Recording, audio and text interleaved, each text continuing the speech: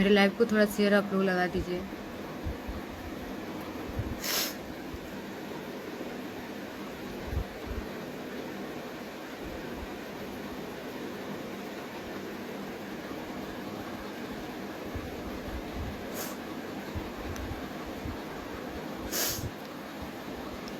मैं प्रमोद प्रेमी से ही कहना चाहती हूँ कि जितना जल्दी हो सके मुझे इस चीज़ से मुक्ति कर दीजिए, नहीं तो मैं मरूंगी। और मैं प्रशासन से भी यही बोल रही हूँ, अगर हमको कुछ होता है, अगर 1 महीने के अंदर आप लोग मुझे इंसाफ नहीं दिलवाते हैं, 1 महीने के अंदर मैं मर जाऊंगी। और इसका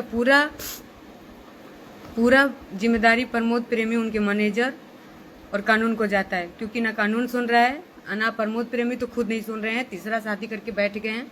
मुझे कोई मतलब नहीं है कि मेरे साथ गलत किए हो, बस मेरा रास्ता दिखाओ कि हम क्या करें।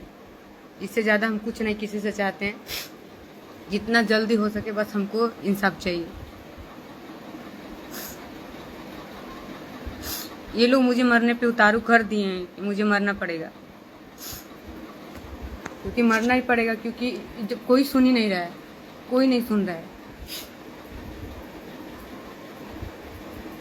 प्लीज़ आप लोग मेरे लाइव को शेयर करिए बहुत ज़्यादा, और मुझे सपोर्ट करिए कि मुझे जितना जल्दी हो सके इंसाफ मिल जाए।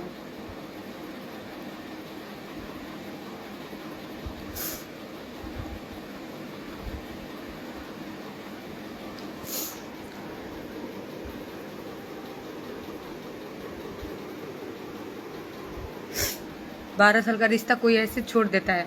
मैं तो कहीं भी नहीं सुनी थी कि 12 साल किसी को रख के और इतने आसानी से छोड़ के वो तो अपने लाइफ में आगे बढ़ गए, वो अपने लाइफ में आगे बढ़ गए, लेकिन मैं तो अभी यही हूँ।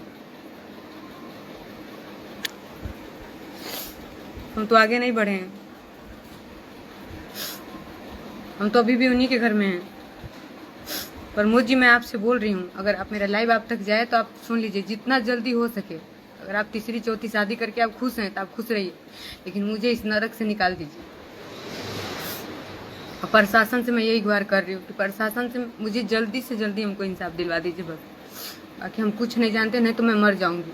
मुझे 1 महीने के अंदर मुझे इंसाफ चाहिए।